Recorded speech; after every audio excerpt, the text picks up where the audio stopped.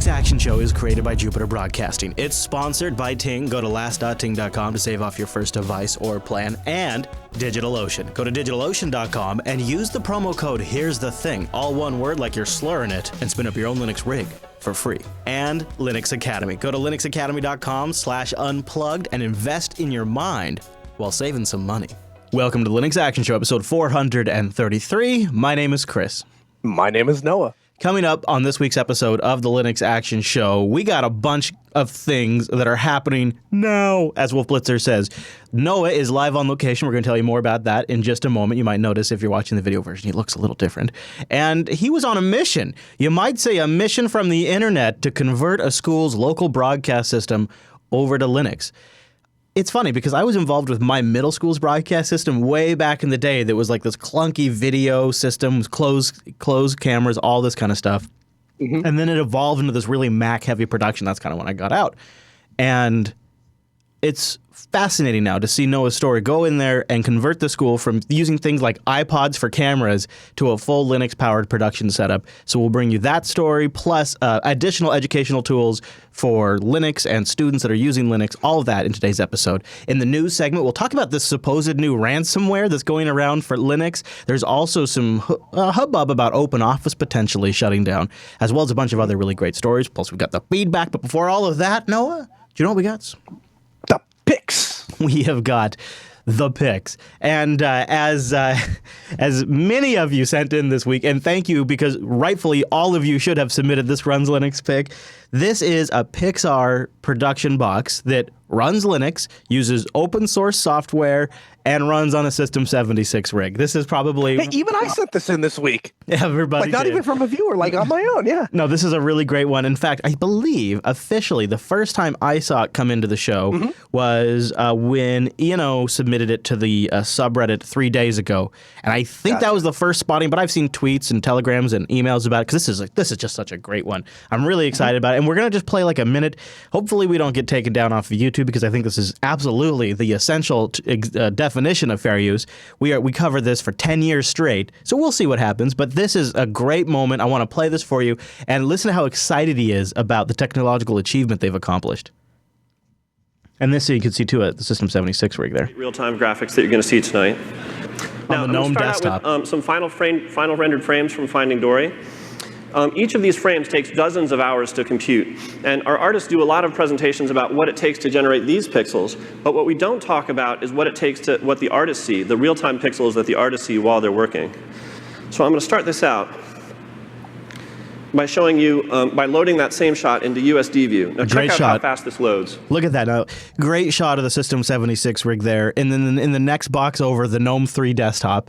This is like everything I love about our Runs Linux. Mm-hmm. What I just loaded was, we're looking at 80,000 meshes being drawn with 52 million polygons, all at real-time frame rates. Now what's happening here is our USD architecture is streaming all of this geometry off disk and loading it into memory, including this grass simulation, and then the Hydra OpenGL render that's integrated into USD is then drawing all of this geometry in real time. That's amazing. Now, we're not just blasting images. Hydra is drawing all of this geometry at whatever we're seeing down here. We're seeing 60 frames per second, Hydra drawing all of this geometry. I want to try one more thing. Let's load this again. That particular part that I love there is a lot of times there's this narrative that graphics on Linux suck, that the graphics stack is old, that X holds us back, there's no games can't run very well on Linux, which is totally crap. And here you see a Pixar animation engineer who is excited about how fast under Linux that they can generate these environments, which is amazing. Then he goes on to talk about how damn fast it runs. How fast does this take to load? Let's count it off. 1, 2, 3. 3 seconds for 52 million polygons, which I think is pretty good. Yeah. But the best thing about what you're seeing right now is that all of the source code for everything that you're seeing, Universal Scene Description and Hydra, was open sourced by Pixar on GitHub today at lunch. Isn't that amazing? Nice. Yeah, the video goes on. It's fascinating for another couple of minutes. It's really cool to see the super high-end production stuff like that being done on Linux, being done on System 76 hardware with the GNOME desktop. I had no idea. Like, I knew that, big companies like Pixar were using Linux, and I knew they had very special applications. I had no idea that they were using System 76 hardware to pull that off, though. So that's incredible. Really, you got to think about it. Like, a lot of times we talk, if you want a GPU, if you want a really powerful GPU. Yeah. I guess there's also a video, the same video is linked on Vimeo if you have a YouTube version. But I look at that and I think to myself, there is an entire category of Linux graphics that we don't really see exposed to us. And so, and I don't really fully understand what Pixar's motivation is in open sourcing this stuff, but sure. Wouldn't it be amazing if one day that kind of stuff trickled down into some of the tools that we use, be it Blender or I don't know if licensing compatibility would be an issue or not, but that could be really awesome. So, incredible. Mr. Noah, where the hell are you right now? Where are you? I actually do not know where you are at the moment. I don't either exactly. It is a true RV right there. I looked up the name of the town, and the name of the town is Chillicothe. So Chillicothe. What's it between that I might know? What's it? Where are you between? I'm like 2.5 hours out of Columbus, I believe. Okay, and why are you 2.5 hours out of Columbus? For those that didn't listen to User Error last week.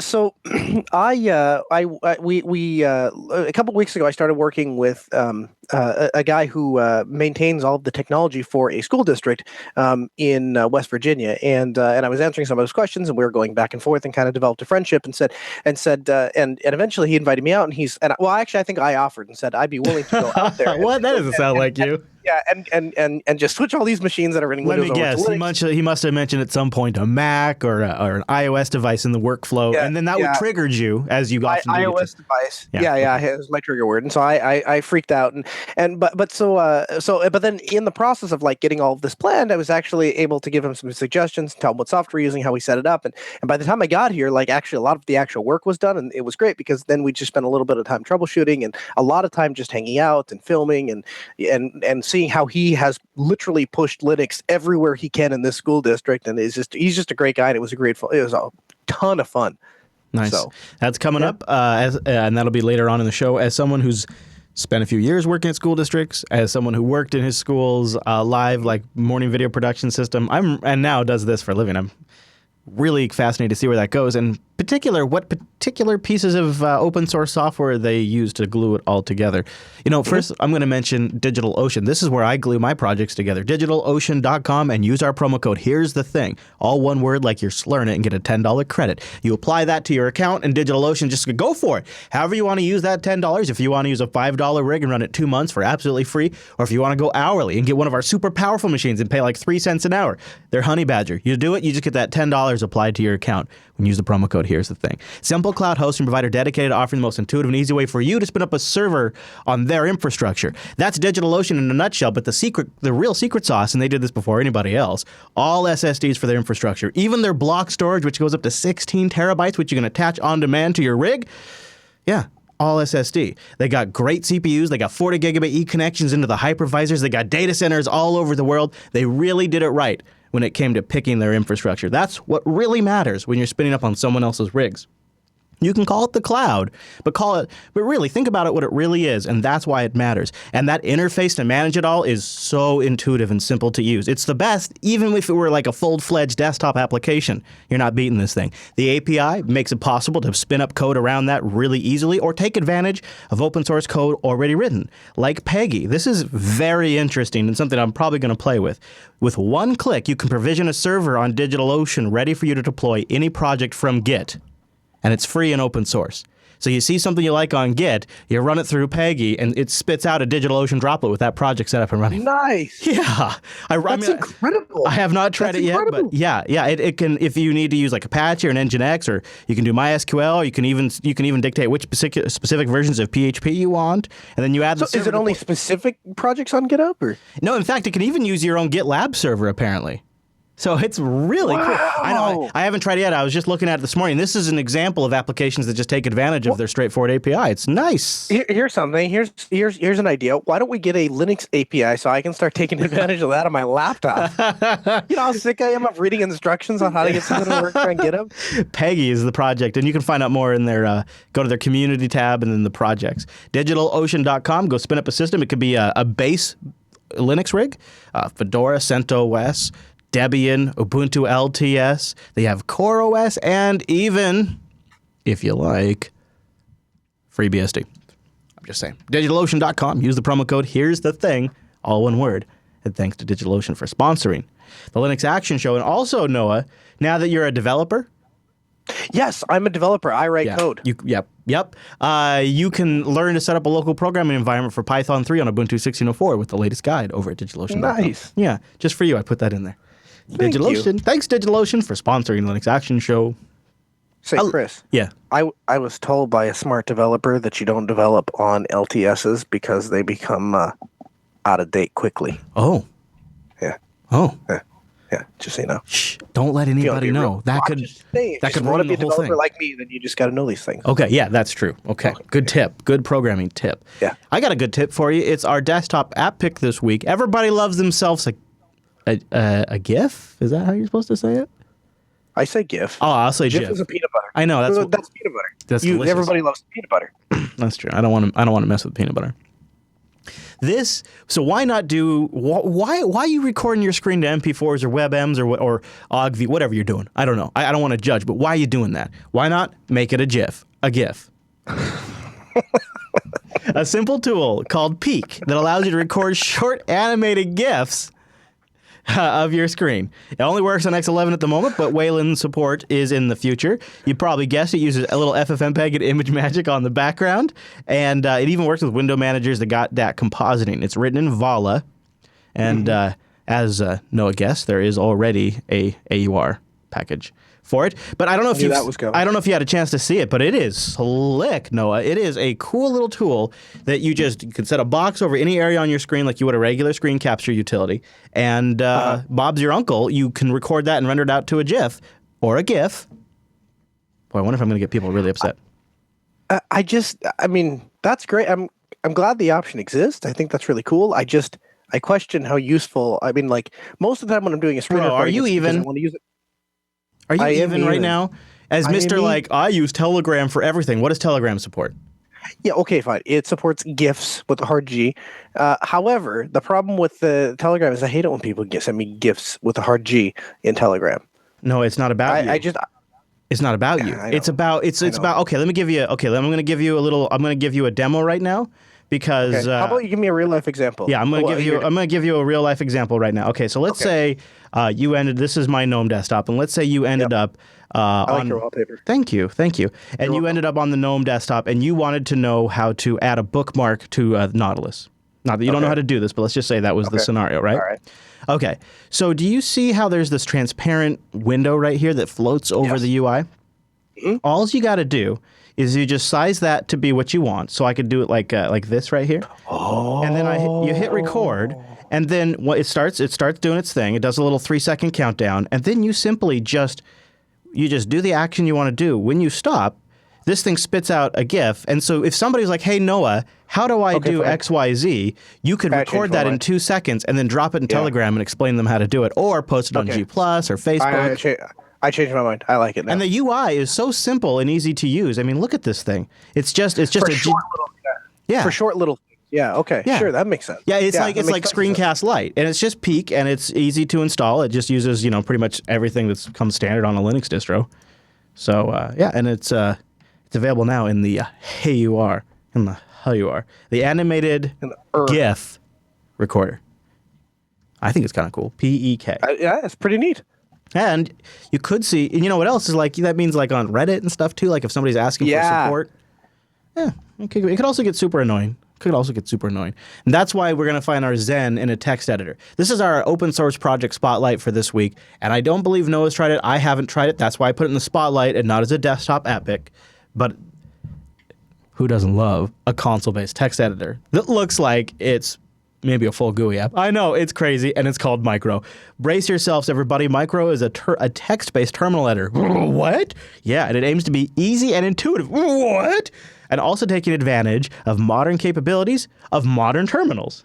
It comes as one single, as we all love, batteries included, static binary, with no dependencies, so you can download and use it right now.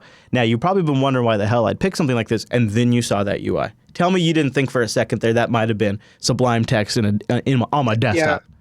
Yeah, that is actually pretty legit. And it's in the terminal. That's really cool. Yeah. And so when they say support of modern terminals, does that mean I can use my mouse by chance or no? Yes, I actually does think you can use your mouse, as a matter of fact, Noah. So cool. No dependencies, which is kind of cool. Same default, split and tabs, extremely good mouse support. You can drag and drop for text selection. You can double click to select by word. You can triple select to select the entire line. It is cross-platform. It has a plugin systems. The plugins are written in Lua. Persistent undo, syntax highlighting with over 75 languages, color scheme support. Ooh. And of course, it's tiny with copy and paste support on the system keyboard. Those are all things that I like, and the UI is pretty good. I don't really have a need for something like this at the moment. I do. Yeah, I thought some people might, though. Yeah. Yeah, if you're running a lower... actually, what I'm about to say will exemplify why you don't have a need for it. But if you run like a really old machine, like a really old underpowered machine, the more stuff that you can do in the terminal, the more responsive it's going to be. But then you give up a lot of the, like I said, the functionality of being able to select things with my mouse and so forth. So this kind of splits that divide really nicely, I think. Combine it with a windowing, like you do something with Awesome or i3, and this could be one of your tiles. But also, what I started thinking was frickin' Quake. Like just drop down in Quake and have a great text editor in Quake, persistent all the time. Then I was kind of like, that might be why I would install it. So I'll probably give it a go after the show and toss it in Quake. And then what I might do is just put the executable in my sync directory and see if that works. If it's all portable like that. You heard me mention it earlier, so I just wanted to officially mention the next episode of User Error, brand new show launched on the Jupiter Broadcasting Network. It's actually 2 Linux users and the beard. 3. Well, I say the beard. I don't want to classify the beard as any one type of user. I think he's I think the beard's beyond that. I don't think you label the beard like that. But he sits in there and kind of keeps Noah and I in line. I know that perfectly fits the beard. So User Error, brand new show. You can find it at error.show. And man, is the feedback crazy great. It's another reason why I'm mentioning it another week, because Linux Action Show listeners are loving this. It's like, hey, Chris, really could cool we call him? Could we get him, like, how they have you to go to the grocery store and then you have like the shopping carts for the adults and then you have the little shopping carts with the little flags that stick up and it says shopper in training? Could we get him like a little mini netbook with Linux and say Linux user in training? See, that's mean though, because like today he was like, so I'm trying out these different Arch AUR package managers, and I like this one because it does syntax highlighting, and I can use PowerPill to do multi-file download. Right. So I don't really feel like it's fair, because I'm pretty sure he was standing up Arch servers over the weekend. So I don't really. Yeah. Guess who helped me troubleshoot a lot of the OBS stuff this weekend? So, on Linux. Yeah, there you go. That's User Error is a new show, and man, are we enjoying the hell out of it. And we invite you to check it out. We have 2 episodes out right now. That's all of the picks and shenanigans for the top of the show. Let's do the news.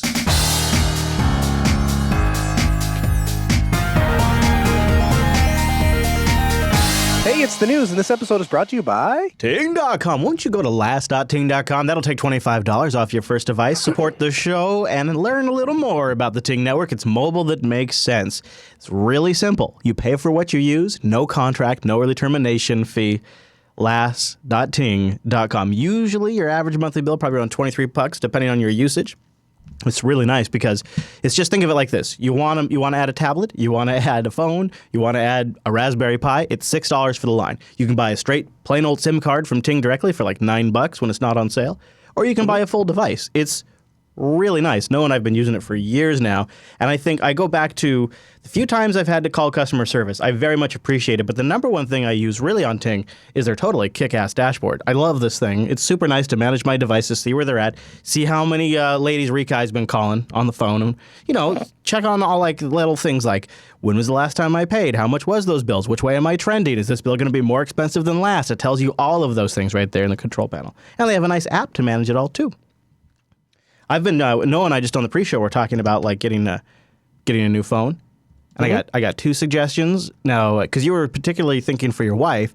Now I don't know about I know probably this might not be the phone for you, but it's such a great deal. I'm going to mention it while it lasts. The Moto E 2nd Gen is on sale right now for $57. I know that's not quite your speed, but $57, dude, for an unlocked no contract Android phone. All right, how about this? But I bought a Moto E, no contract, it's a low budget phone. Yeah, I know. But it's you know, for $57, an Android phone, not bad.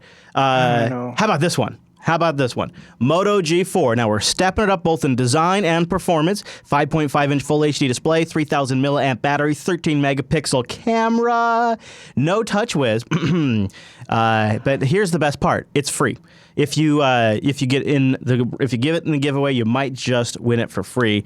You have to go subscribe to Ting's YouTube channel, like Ting on the Facebook, and then comment on their unboxing video, which is already posted. They have all the details in their blog. It's on YouTube and on Facebook, telling us the first thing you'd do if you won the phone. So you got to go there and tell Ting that. But look at that. Now a free phone, a Moto G4. Yes, sir. Yeah. Yes, sir. Check them out. Last.ting.com. Go there, support the show, do the savings calculator, see if it works for you. Thanks, Ting, for sponsoring the Linux Action Show. Last.ting.com. And damn, $57 for that Moto E 2nd Gen. No. Don't do that. For you and I know. I'd never do it for me. No, I don't know. I have pretty low requirements. I got the Nexus on the Ting. I go with the Nexus on the Ting. Mm-hmm. That's what I do. I do the Nexus. But I don't know. Grandma needs a phone. Uncle needs a phone. Somebody wants to do some Pokemon Go. This could be a dedicated Pokemon Go device. I know. Not for me. Not for you. But maybe for someone out there. $57. That's cheaper than a feature phone. That blows my mind. So did you hear about this story? There was a Florida man that has powers like no other man to get arrested for hacking into kernel.org. Yeah, Florida man was allegedly hacking into key Linux infrastructure. His name is Donald Ryan Austin. He's 27 years old. He's been charged with 4 counts of international transmission causing damage to a protected computer. Literally, that's what he's being charged with. After allegedly hacking the Linux kernel organization and the Linux Foundation in 2011, you guys. Specifically, he's alleged to have gained unauthorized access to 4 servers using the credentials of an individual associated with the Linux kernel organization. Mm-hmm. And according to the indictment, in around August 2011, Austin used credentials belonging to JH as system administrator. Austin allegedly broke into several named servers, including Odin 1, Zeus 1, and Pub 3.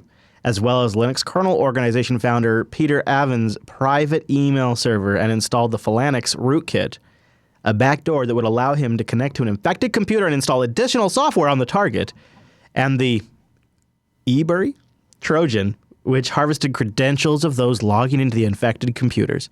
He also allegedly used unauthorized administrative privileges to insert messages that would display when the servers were restarted. Allegedly, one of his goals, according to the government, was to gain access to the software distributed through kernel.org's website, namely the Linux kernel, which is used, by the way, according to them, in computers and other devices all over the world. Back at the time of the attack, the Register reported the administrators believed the repositories used to store Linux source code were unaffected by the hack. Also, interesting enough, he's out on bail right now, I believe. He was released from jail on payment of $50,000 and will have to appear in court in San Francisco on September 21st at 9:30 a.m. If found guilty, he faces a possible sentence of 40 years and $2 million in fines, which I'm sure is easy to raise when you're in jail. Yeah. What do you think of this? For some reason, 40 years and $2 million for being able to get somebody's username and password and then go from there. I realize he got into... Let's start with this. Let's start with this. He didn't hack anything. He cracked something. But he did kind of start hacking once he got in. Like he started installing Trojans and collecting credentials and... I fundamentally disagree with their definition of hacking. You and I are hackers. We hack on the computer, right? And that's very different from somebody that's doing something malicious and illegal on the computer. So I object to their phraseology to begin with. But aside from that, yes, I agree with you. We're going to put somebody in jail for 40 freaking years. First of all, if we're going to segregate somebody from society to begin with, I would like to believe that that's because somebody is a dangerous individual. Somebody is a violent or dangerous individual, and then on top of that, I think that in addition to not just how serious the compromise was, you have to look at what steps did he take and how much time and effort and that kind of thing. You start talking about somebody who breaks into a home and steals credentials that are in somebody's drawer in their desk. That's a more serious violation. If I happen to know Jim's login, or I guess Jim's login, that's not as serious of a violation.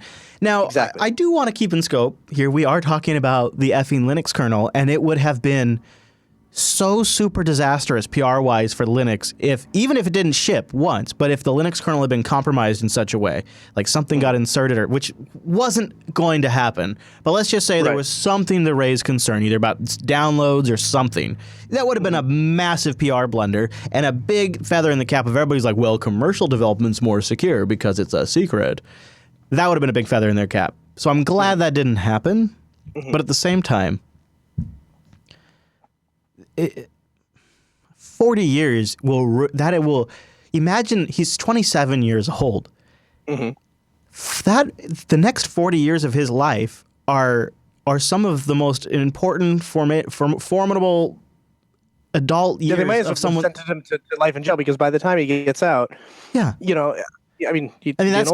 time where an individual could have an entire life of experiences, of careers and family and all of that, and be in the second phase of it all or something. Like it's really unfortunate, and the fact that he had to pay $50,000 and all of it, I don't condone hacking the Linux kernel, but. Yeah, I don't either. But I think $50,000, that seems to me to be a more reasonable sentence. If that's all it extended to, right? And I understand that was just his bail or whatever. But if that is something along those lines, I could kind of see it. But yeah, when you start getting anything past like 5 years for something that didn't even happen, seems for something that was easily beyond way excessive. That's something else to consider. Is all of the damage was done digitally, and it was all reversible. It's not like he went and permanently marked like the Picasso or something like that. Exactly. So that's also something to just to touch on your point about we had to click edit undo. Right. Just to touch on your whole hacker thing versus cracker thing. Man, I wish I think that was a battle we lost years ago in the media. That was something that we tried to fight that battle, and they just steamrolled over what the definition of hacker meant. I just haven't let go of it. We also apparently can't get over what the definition of a Trojan is versus a CMS worm, but I'm gonna bust this down a little bit. You may be seeing news over the next couple of weeks about Linux.rex.1, a new Linux Trojan that creates a P2P network for command and control. Yeah, security researchers have discovered a new Linux Trojan dubbed Linux Rex 1, and it self-spreads. Dun dun dun. Panic, panic, panic, panic. Security researchers from Dr. Web discovered the new Linux Trojan, and the threat was designed to infect web servers that use a certain content management system, CMS. Well, is it a Linux Trojan or is it a CMS Trojan? If it's spreading by broken CMSs, then it's and the only computers that are vulnerable are ones with a specific CMS installed. I believe this case is Drupal. So you have to have an unpatched version of Drupal. It's not really. Now here's where it becomes a Linux Trojan, and this is actually the interesting parts. So once it gets on the system, the payload that runs is written in Go, which is there's not a lot of malware written in Go, so that's pretty interesting. There's like one other that I'm really familiar with. And once it's on the Linux box, it starts doing a whole range of stuff targeted at Linux. So this is kind of where they get away with it, including sending out spam messages, launching denial of service attacks, and then, of course, spreading itself over this peer-to-peer network. And the spam messages that it sends out are fake ransomware notices that look like they're coming from the website. So you get like an email from jupiterbroadcasting.com saying your files have been encrypted. Go here to pay in Bitcoin, and you go pay in the Bitcoin, you get nothing because nothing's ever actually been encrypted. The botnet composed of machines affected by this Linux Rex 1 establish this peer-to-peer system. Each node of the malicious network is able to share data with peers by using a protocol implemented by the malware's authors. So their own protocol. That's pretty neat. Once the Trojan's launched, the computer starts operating as one of the network nodes. The malware program receives directives over the HTTPS protocol and then sends them to other botnet nodes if necessary. So it's like it can be like a mesh network type thing. You can get one that's talking to the internet. Secure, though. They're doing that very securely. Yeah, They've implemented this very They're probably using Let's Encrypt. If necessary, when commanded by the cyber criminals, Linux Rex 1 starts or stops a DDoS attack against a specific IP. So you go out there, you get all these machines on your botnet, they're controlled over P2P, and then you can direct them on DDoS attacks. I guess that's kind of interesting. And the Bitcoin thing's kind of interesting, too. It's kind of being overlooked in the reports, wanting ransom for something that doesn't actually exist. But in reality, once again, Noah, we got ourselves one of those. It's a Linux Trojan. It's Linux malware. It's taking out Linux servers. And it's actually really doesn't have all that much to do with Linux. No, because it could write something just like this once it got on a Windows box if they're doing that. Right. So, I just want to do a little bit of paranoia busting. These guys, they actually seem to be decent coders. Is their code available on GitHub? Because here's what we could do. Here's what we could do. Okay, I got an idea. We could take their code and we can modify it and make like JB Satcom slaves and have that spread around. Then people could rebroadcast Jupiter Broadcasting content. We could make our own peer-to-peer broadcast network using Linux malware. That would be sweet. What could go wrong? Curious about your thoughts on this one. OpenOffice, after quote-unquote years of neglect, as the register puts it, could shut down. OpenOffice management is considering retiring the project. No more OpenOffice. Yeah. I'm shocked. Well, there are apparently not enough developers. The project leader is particularly worried about the ability to fix security problems. In July, OpenOffice issued an advisory about a security vulnerability, and there's no fix. The problem could let attackers craft denial of service attacks and execute arbitrary code. One of the workarounds suggested by the OpenOffice project was to use LibreOffice or Microsoft Office.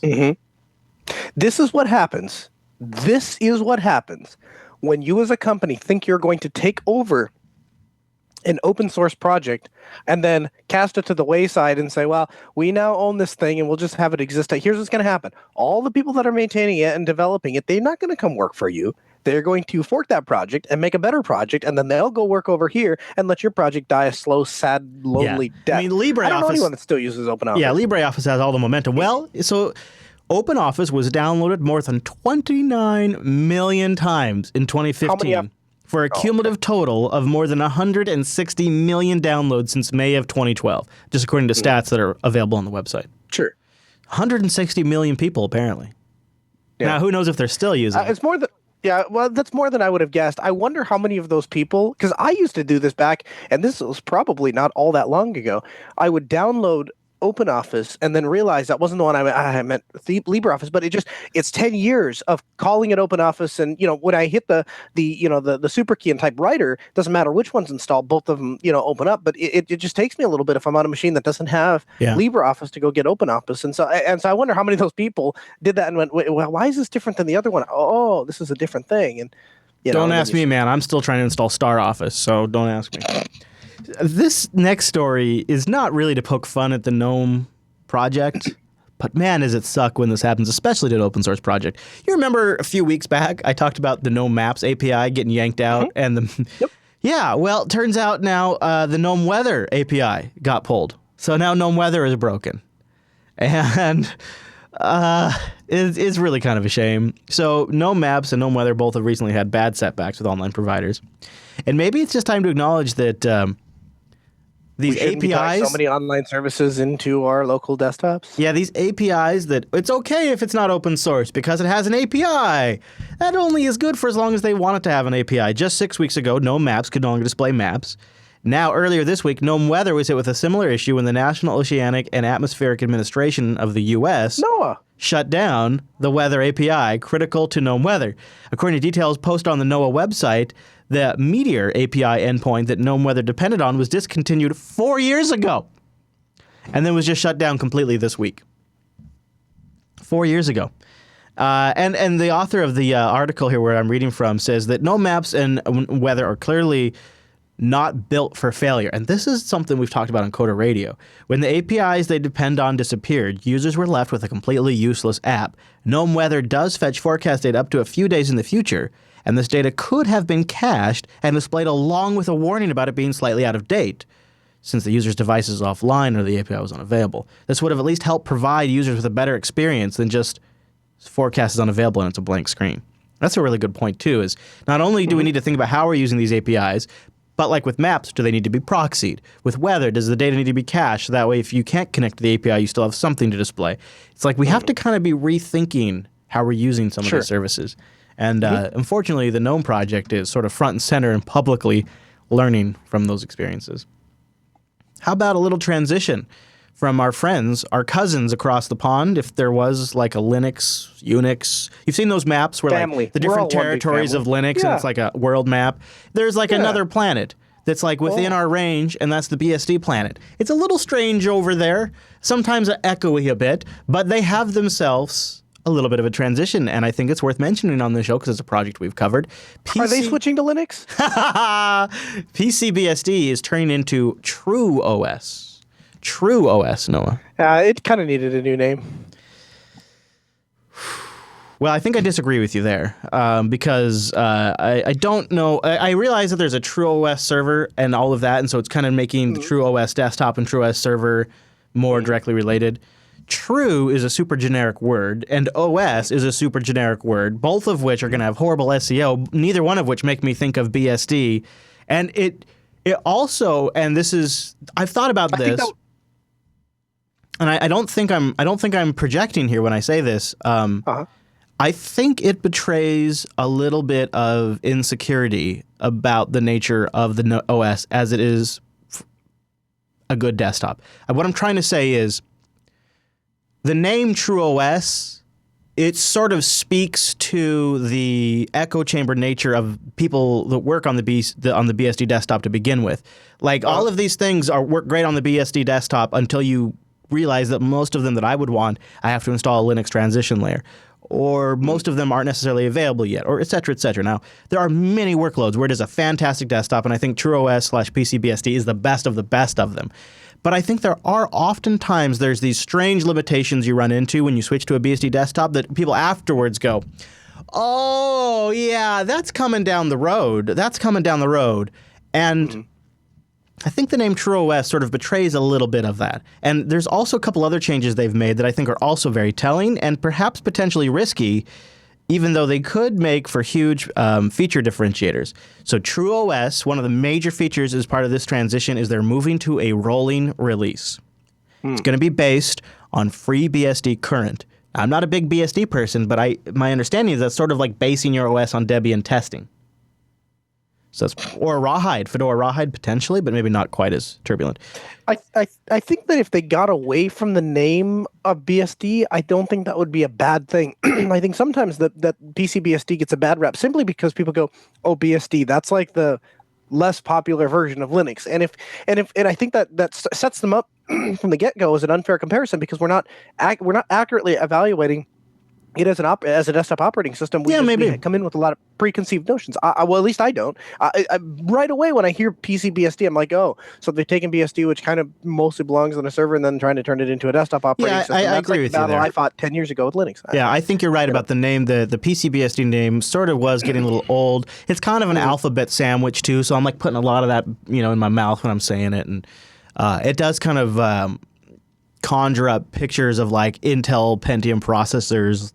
And things that are more desktop oriented, not necessarily laptop, netbook oriented. And I think they're trying to change that. Of course, a couple other things that they're working on is they're going to have weekly ISO updates. Only one package repository, update when you're ready, never get left behind, they say. Automatic updates can be enabled or disabled. And True OS is going to use Qt5 for the Lumina desktop. But here's another interesting thing they're working on.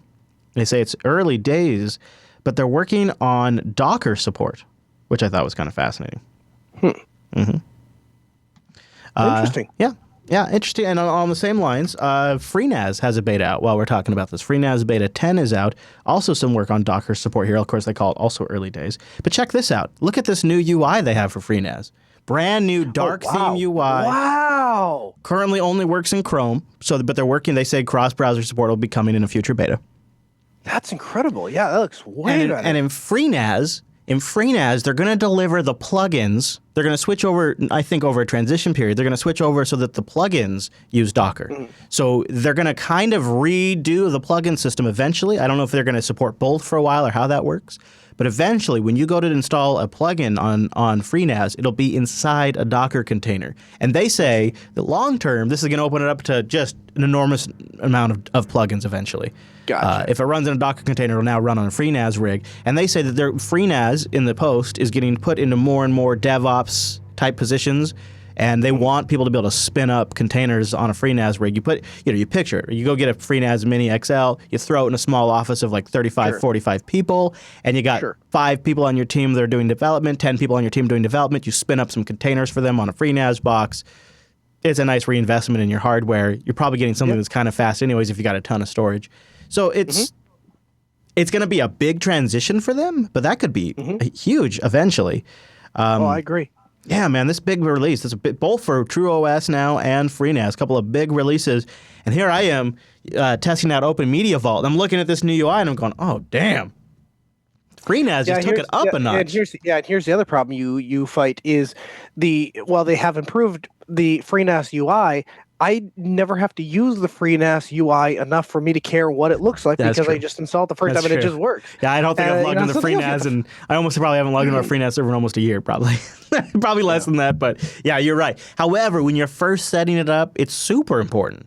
Oh, yeah. No, I don't think they shouldn't do it. I think it looks great. I'm glad they did. I'm just saying and it's just, if they transition to Docker for plugins where you might be deploying more application stacks and spinning more things up, you might be spending more time in that UI. And one of the things they're putting front and center, which is generally not a big issue on FreeNAS rigs, but look what they're putting front and center is all of these bar graphs. Your CPU usage, your load average, disk I/O, memory allocation, network traffic. They're even putting some ZFS stats in here like the ARC demand and things like that for the ZFS cache, which is really cool. Sure.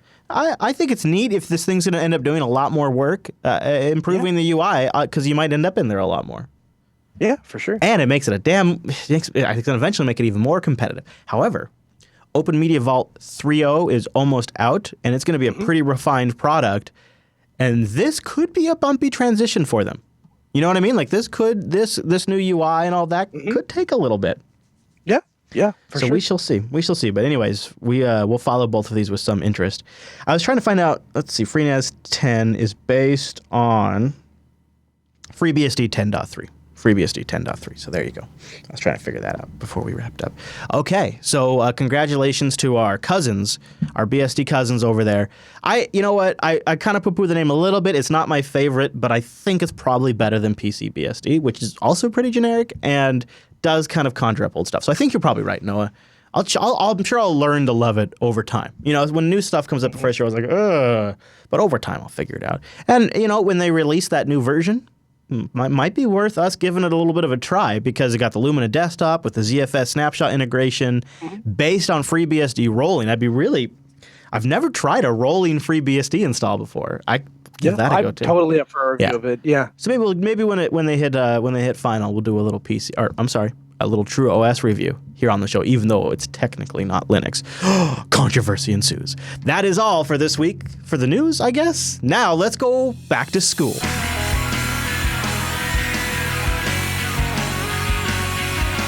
I'm not going to say how long it's been since I was in middle school doing exactly what these kids are getting set up to do right now, but it was one of my favorite things ever, and it was ridiculous with big old cameras and wires that went everywhere to this closed-circuit television system. It was a mess, and at the same time, we all really enjoyed ourselves. So when I heard from Noah that he was going out somewhere to help them get set up to run Linux to do something very similar, I thought, yeah, Noah, that's definitely going to make great show content. So I can't wait to talk to him about that. But first, I want to thank the people that made this segment possible in the first place, and that's Linux Academy. Go to linuxacademy.com/unplug to support the show and to learn more. Check out their features page, where you can learn about their labs and exercises, where they have hands-on scenario-based labs that get you in the middle of a real world experience, so you walk away feeling like you actually know how to do that thing. Think about that. That's when it comes to work or tests, one of the moments that I am the most anxious is when it's a new thing for me and I've never done that before and I don't have it all figured out yet. And when I have to tell my client or my employer that, yeah, I can do that because conceptually I know it, but I've never actually done it before. That is one of the most nerve-wracking moments for me in any kind of client or employment situation. Not even just for taking tests, but same thing applies there too. And that's what I really like about the hands-on experience at Linux Academy. Plus, they have instructor mentoring available when you need it. They have nuggets where you can deep dive into a single topic, study tools like guides and audio and all those kinds of like notes and stuff that you might find useful when you're training. They're downloadable. You can take them with you. They're great. They have lab servers that spin up on demand. Note cards that can be forked by the community, and the community is packed full of Jupiter Broadcasting members. And they have iOS and Android apps where you can just jump in and jump out when you have a little bit of time. And speaking of time, if you're super busy, take advantage of their availability planner that allows you to customize the coursework to exactly how much time you have. It turns out computers are smart enough to figure that out. So why not take advantage of it? linuxacademy.com/unplugged. And a big thank you to Linux Academy for sponsoring the Linux Action Show. And thank you everybody for going to linuxacademy.com/unplugged and learning more about them, maybe just visiting, help support the show too. I don't know, man. It was a long time ago. It was the 90s, which I know. For some of you, that's not so long ago. For some of you, you weren't born yet watching. And we had this really hokey manual system that eventually transitioned into these Macs with these crazy add-on boards. And that's kind of when I started losing interest. And I could only imagine move that technology forward. I would have to picture the Mac involvement and now iOS devices involvements might be one of the go-to setups for a school that wants to have like a video broadcast of the daily bulletin or work on some sort of media production as part of an educational curriculum. And I can imagine as somebody like you, Noah, if you had an opportunity to intervene and change the direction of that technology stack, you probably jumped at it. So can you back up and kind of recap for people who didn't catch user error, like what has transpired over the last few days? Where did you end up? And then I know we have some footage to roll. I try to make myself available to anyone that writes into the show, jupiterbroadcasting.com, clicking on the contact link. And so they're asking a quick question, or if it's, if they have a comment to make, then obviously we either read that on the air, we read it and nod and move on. But every so often somebody asks a question that isn't necessarily show content to answer it, but definitely want to get them an answer to their question. And so I did. I reached out, and he was asking about how we are doing some of the specifics with the broadcasting system that we do for JB. And I said, sure. So I kind of outlined a little bit for him, and then he emailed me back and he goes, well, actually, I was thinking about doing some consulting. Do you have any advice for that? And so emailed him some advice there. And then as the school year started to pick back up, he reached out to me again and he goes, I've been trying to get this work and here are the problems I'm having and I just can't get it to work. And I said, all right, I tell you what, I'm really sorry. I don't have time to deal with this right now, but I will be home later tonight and I will replicate your system exactly how you've described it. And I will walk through and figure out how to solve the problems that you're having. And then I'll let you know. So I did that, and I wasn't able to come up with an answer I was really happy with. And so, it's actually brief enough that I can tell you. Basically, what it was they only had access to one machine, and so he was trying to mirror the output of OBS back into itself. But what happened is when he would play like a video for VLC's audio would go out of the system audio. Yeah. And it would also be brought into OBS, and that would go out. Now, if you mute either one of those, you mute the system audio, you lose it. The TV can't hear it. Yeah. You mute OBS audio, the stream can't hear it. So neither would really work. Yeah. So I found a hack. Rakai, actually, like I do anything. But the beard. Rakai helped me.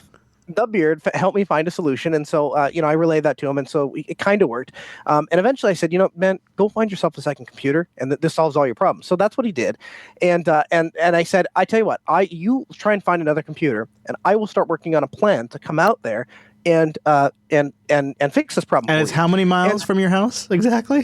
1,320, I think. So about 20 hours of driving. Yeah. Google Maps said 17. It took us 27. But that's because you're pulling. If you see, it makes it when you're pulling an RV, it steals time because you gotta go slower. But then when you got family with you, you gotta stop more.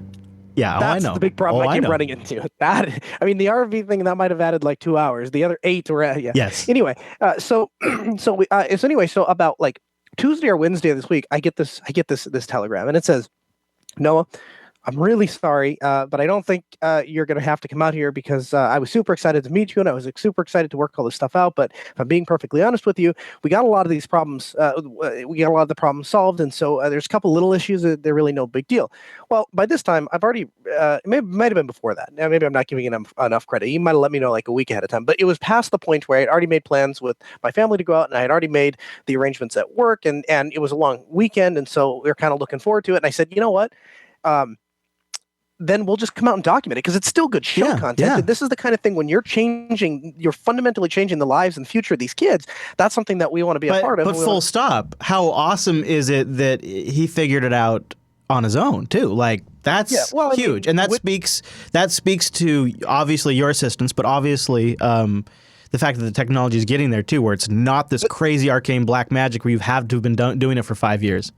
The technology is there. The other thing, though, too, and I think that every employer should pay attention to what I'm going to say next, and that is that sometimes you have employees like Chris, who we're going to talk to, who go so far above and beyond that the school district, I don't think they really understand who they're employing, and I don't think they really fully comprehend what he's doing, because he's taking this stuff home on his own personal time, with his own personal equipment, on his own personal funds, figuring all of this stuff out, and then bringing it into the school or suggesting to the school, this is the thing that you need to buy to make it work. He's doing that all out of his passion. That was what I loved about working at a school district. That's why when I left, I went away for a few years, and then came when I quit like corporate America type jobs, and I was like, I'm sick of this. I want to go somewhere where it's not like it's not just so heads down intense. It's more about enjoying it. And I went back to the school district because the people there, some of them, just a couple of them, really just went above and beyond because they wanted to. And it was a great place if you have a creative technology itch to scratch and you can work within certain limitations. It was a great place to do that. So this guy's name is Chris, and what we're about to see is you visiting him and kind of going over their brief setup, then giving like the actual like down to the wire explanation of it and all of that. So we'll get a walkthrough now of their Linux powered setup. Some of this might some of the additional details may come up. We might have mentioned a couple things already. They're in there. And I've seen parts of this, but I'm looking forward to it. Are you ready for me to roll it? Ready to go. All right. So now we go back to Noah from yesterday at, where are you again? What is the middle school inside of Charleston, West Virginia. There you go. Okay. Here we go. Take it away, Past Noah. Take it away. Well, this time I've done it. This segment, they put me back in middle school. I'm here with my friend Chris, and he was kind enough to take us into the place, his employment, and show me a little bit about what they're doing here in the middle school. See, now, when they asked Chris to help their students come up with a way to do their morning announcements, Chris didn't just settle for hey, let's just use Skype and Skype from one machine to another, and then we can send that out over the school's network, TV network. No. Chris said, I'm going to build a whole Linux lab, and I'm going to put OBS all up in this business, and we're going to get those kids streaming live using proper freedom-respecting software. Thanks so much for being here with us, Chris. Thank you, Noah. Hey, we appreciate it. And by the way, thank you for the amazing food. Chris had myself and my wife out. He grilled for us, and I think my kids are out there actually having a bonfire right now and hanging out while we're here geeking out. We got here. And at first, like, we each sit down at a computer almost kind of like naturally, and then he kind of digs into his thing and I dig into mine, and then we look up and we're like, so we should probably do the segment now. But it's been super fun hanging out. So thanks a lot for having us out here. Oh, you're welcome. Thanks for coming. I'm really excited that you're here. Yeah, that's going to be awesome. Well, I want to go take a look at this OBS thing. So obviously, if you couldn't tell, you haven't figured it out yet, this is where the children sit every morning when they do their announcements. And now we're going to go take you back and show you what the setup looks like and how Chris has gotten all of this to work. All right, so we're back at their technical control operation. This is where the production for the entire school happens. And Chris has up here. So explain to us how many machines we have, Chris. Well, we only have two. We have this broadcasting machine here, and then a laptop that connects to the RTMP stream and puts the video and audio out to the school. Okay, now we'll go back and get into some of the cable connections here in a minute. But so this computer over here is acting both as the switching and broadcasting computer, as well as it's actually hosting the RTMP server. Is that right? Correct. Okay, and this is basically just a media player. Yeah, it's just the dumb terminal that's running VLC mainly. Okay, and so again, we'll go through how this computer connects out to the TV, but I guess all the magic really happens on this machine. So can you kind of walk me through? So first, can you tell us kind of what they were doing the last couple of years? Well, the last couple of years, they had a different laptop sitting here that they were running Windows 7 on and using Skype. And then out there on the camera stand, they had an iPod that was Skyping to this machine. And they would just do it live, and most of their broadcasts were only like 3 minutes. So that was the extent of it. So they were using an iPod mounted on a tripod as their camera. Okay. So show us what we have going on now. Well, now we have a P920? yes, thank you. Okay. Sitting on the iPod, on the tripod over there, and basically it just sits there. It has the audio and the video in it. The kids sit in front of it. They do their announcements. They start the stream. They start the stream. They start reading their announcements. So that's capturing both the video and audio. Then it's bringing it back into this device and then into OBS. And I see that you have a number of different graphic things. So you're doing all of the lower thirds and stuff as well? Yes, correct. Every morning, the different students that sit down there, they have one that sits back here, and they'll change the names for whatever student's sitting there. And so I guess the reason I'm asking you that question is because what you're telling me, if I'm understanding you correctly, is that these students are coming in and they're sitting down and they are learning how to make changes in production to a system that is based on Linux and respects their freedom when it comes to open source. If any of these students go home and they're like, hey, mom and dad, I want to do my own little broadcast here at home, they have all the tools at the ready for them because they've already been using them here at school and they're available to them free at home, right? Absolutely. See that I think that's cool. You're definitely this is where I want my kids to get their education. All right. Well, so this basically, we've covered this a couple of different times in the show, basic switching and stuff. So now I want to go behind here and I want you to show me what all of these connections do and how you're actually getting this to all the TVs throughout the high school. Okay, we're at the part that probably most of the geeks in the audience want to see. What do all the wires do?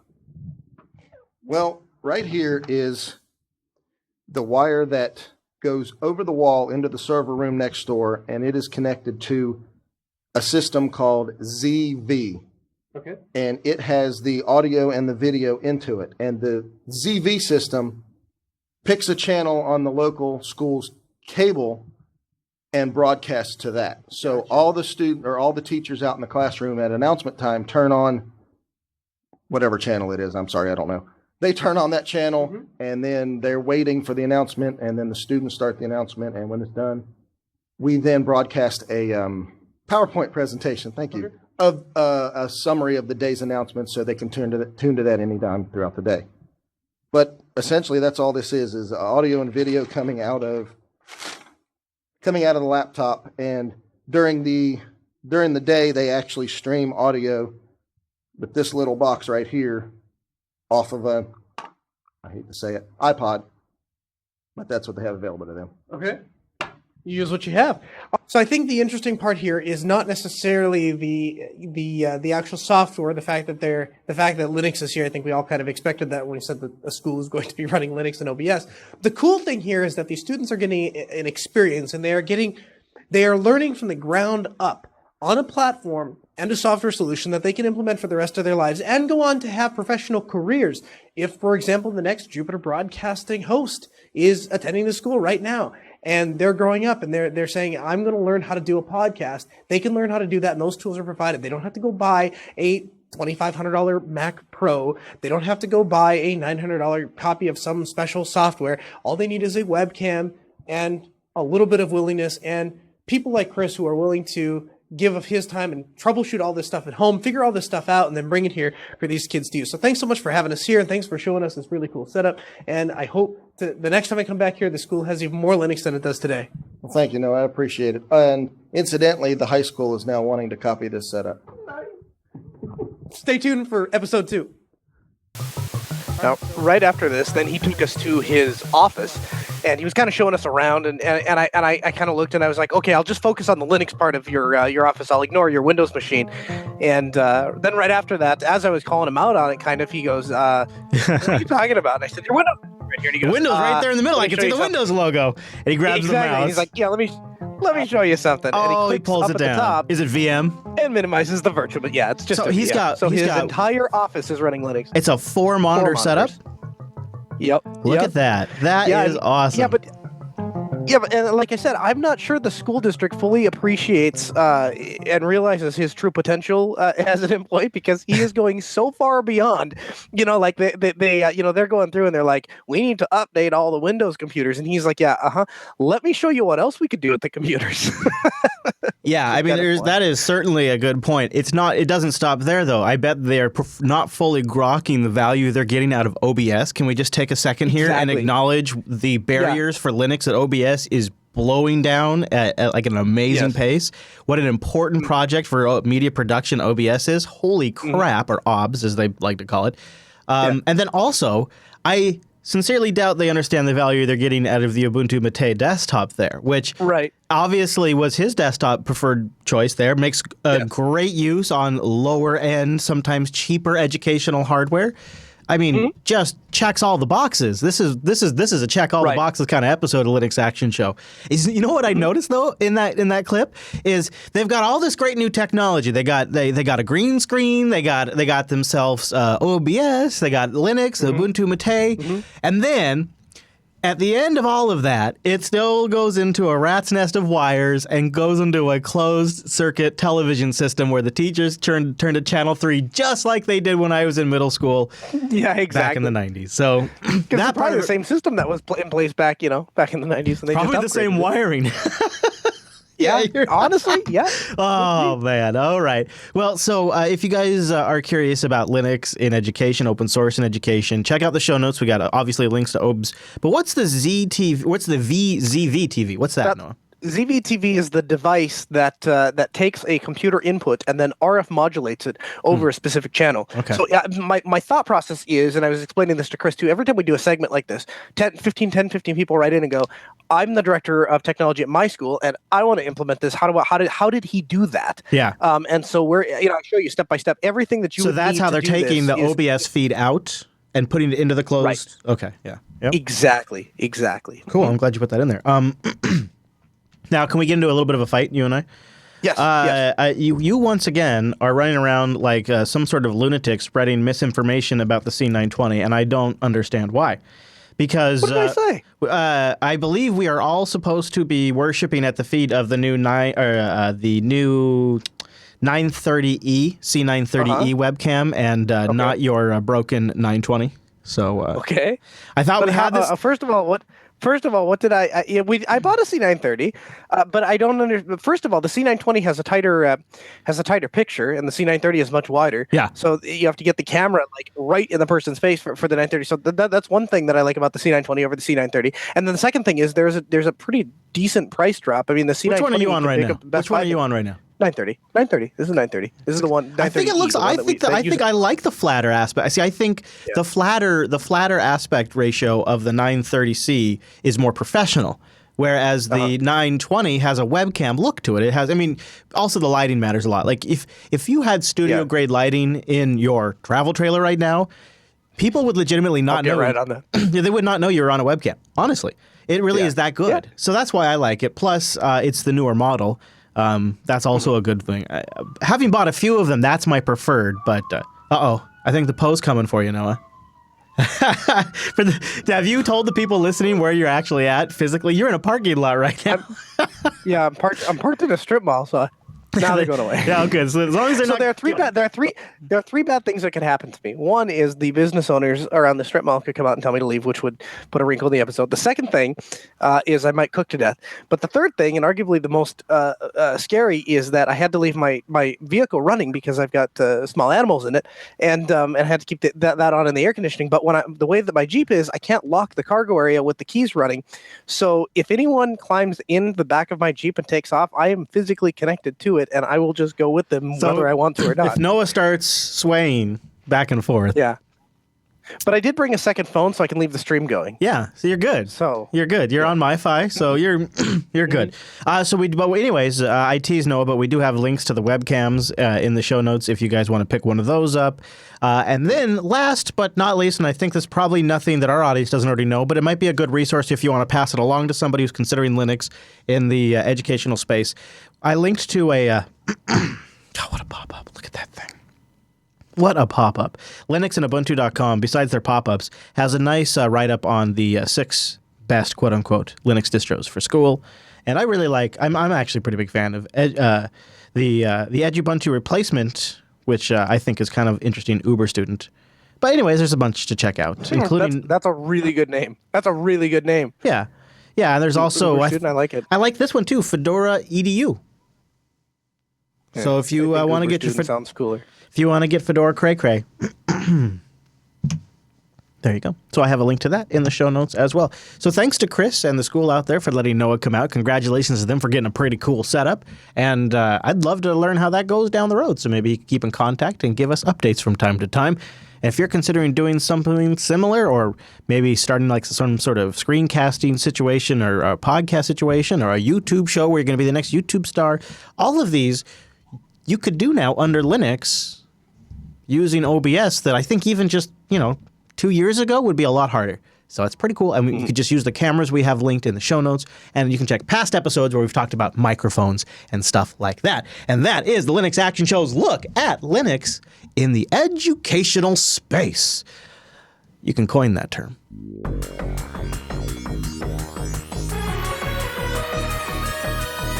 That brings us to the end of this week's broadcast, I guess, as it is. So, Mr. Noah, we have a few emails to get into and some follow-up. We'll do that here in a moment, but let's start with our thanks for System 76. Now, I don't know if you've considered this, but you just switched, I think I counted 5 computers in that video, so that's 5 switches to Linux. Are you tallying that up?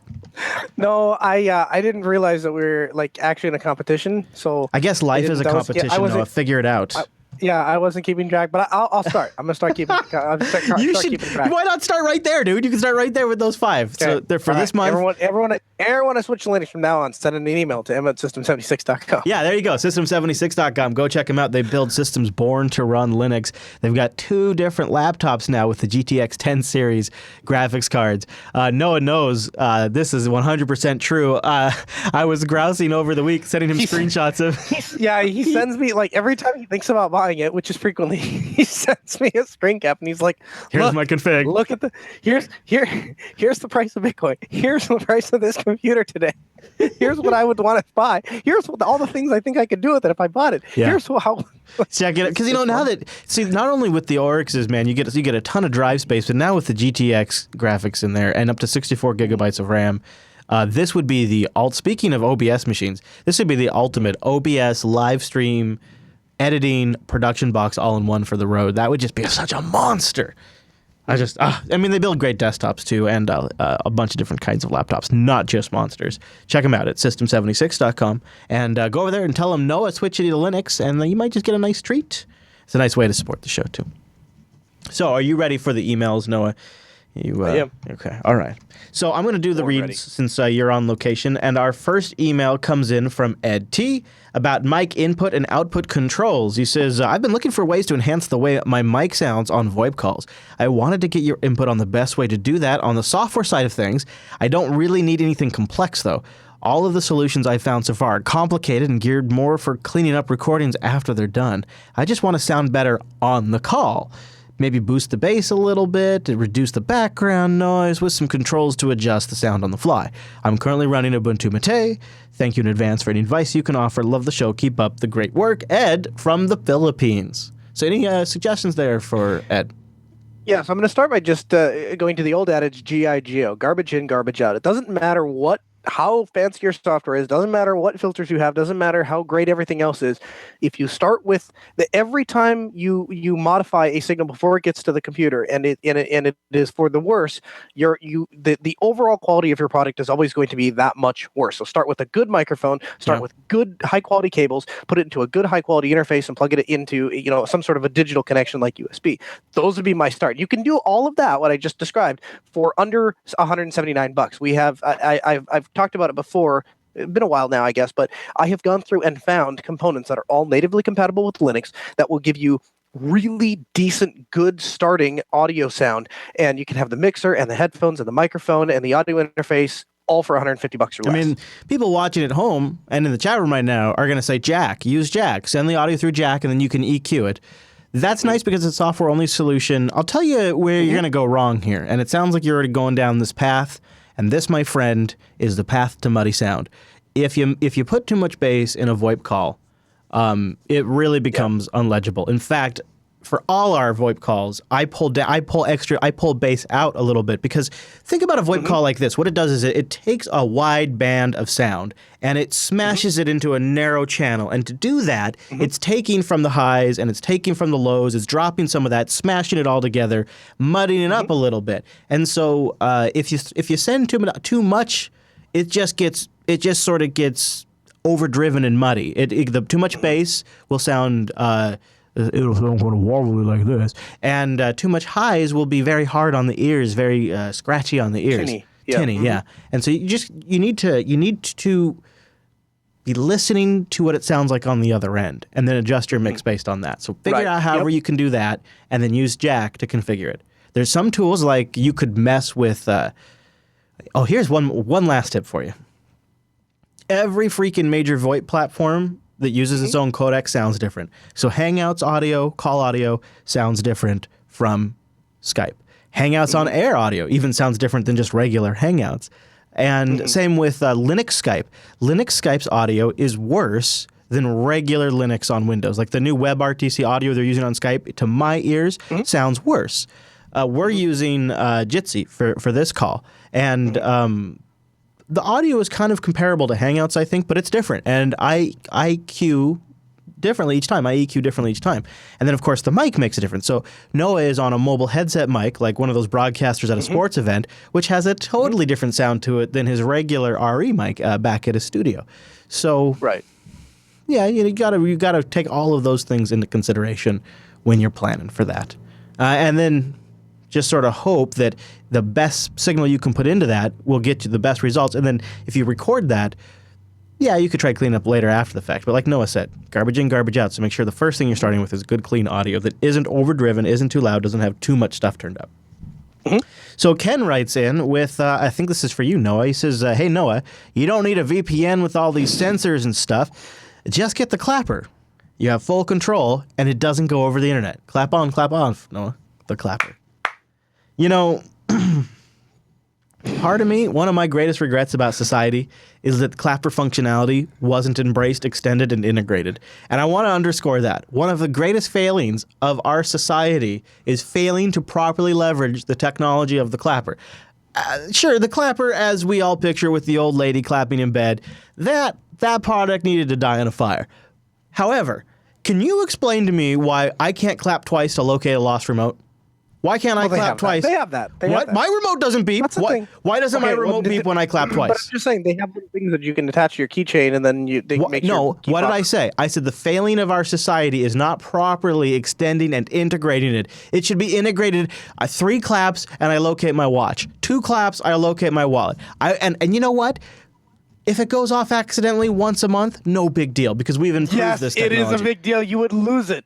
No. You would lose it. No. Because you know what drives me nuts, Noah? You know what makes me absolutely mental? Is when I lose my remote when I lose my remote for 10 minutes every day. I do not want to spend 10 minutes of my life every single day looking for my remote. I will take a random beep once a month when it mistakes a clap. And you know what? Let me program a clap sequence. Maybe I love the clap. Give me lots of clap. I don't care. I'll clap all the time. I'll 5 clap if I have to locate my remote. I don't understand why I hereby challenge you to a mental duel on User Error episode 3 when Rakai is here to back me up. No, your property beeping even if it's only once a month, would drive you absolutely nuts to the point that you'd smash it before you let it beep. I say, sir, it is situational, and I will take you up on that debate. Okay, so if you'd like to contact the show, go over to jupiterbroadcasting.com/contact and choose Linux Action Show from the dropdown. If you're watching on YouTube, give us a thumbs up and leave us a comment there. We're trying to share love with YouTube because you know what? Let's be frank. It's been a rough week over there. I don't know if you've heard of the news, but the news is that YouTube will demonetize you for covering the news. And so people are getting super upset on YouTube and creators are threatening to leave. So in solidarity, give us a thumbs up and a comment over there and let us know that the YouTube platform is worth fighting for. And last but not least, don't forget you can always submit content directly to the show as maybe like a spotlight or a great desktop application or a Linux distro you love or a news story you want to comment on. linuxactionshow.reddit.com. Sunday's the time we do this. Find your exact time and your location at jupiterbroadcasting.com/calendar. Watch it at jblive.tv. That's all the links I got, except for that guy's Twitter. Where do they go, Noah?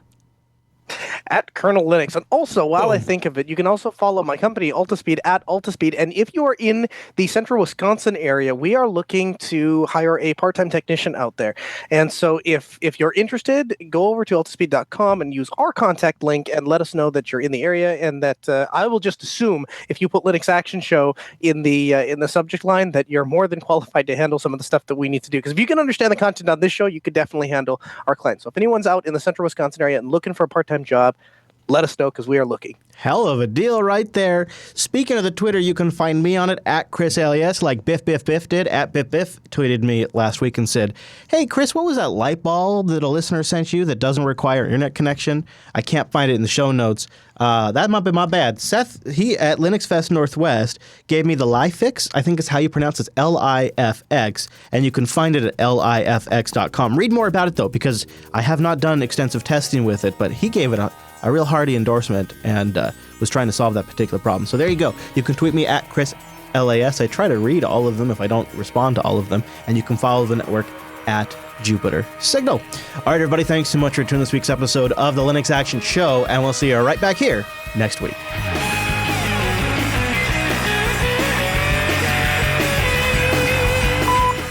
.433 is armed and ready. Are you ready over there? Well, you're still chewing. Yeah.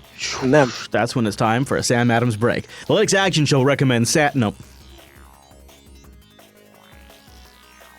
Although, did I tell you? A beer sponsorship, even Sam Adams would be badass.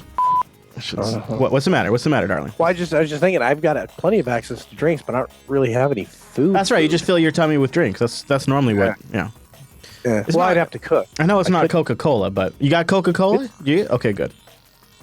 Well, then you're set, dude. What do you need? Mm-hmm. That's what you live off, that stuff. Mm-hmm. When the end times come, you are going to be one of the sole survivors because you've already trained your body over all the years to live off of Coca-Cola. Hey, you know what I noticed? Speaking of delicious, if people want to know, like, great food snack gifts, like, Noah's got them. Noah's got it all figured out. You got it dialed in with the food snack gifts, like with the chocolate-covered potato chips. Yeah. I noticed this year that I didn't get any, but Eric the Nomadic Fanatic did. That's weird. I don't know what happened. Nobody here's what I suspect. I suspect it's possible that you actually bought those chocolate-covered potato chips for me, but never got around to sending them because life was busy, and then gave them to Eric. Is that true, sir? Is that true? No. Oh, okay. No. Nobody got chips. Usually I send them out. I didn't even do Christmas cards this year.